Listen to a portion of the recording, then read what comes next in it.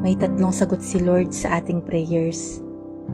Sometimes, yes, at agad-agad niya itong binibigay. Sometimes, it's wait, dahil hindi pa ito ang tamang panahon.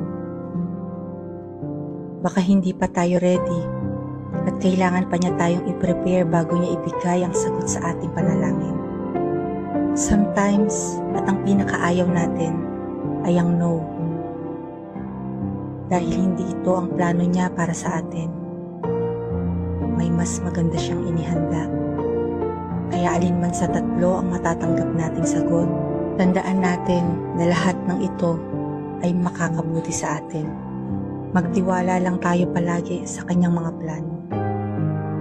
He has better plans for us.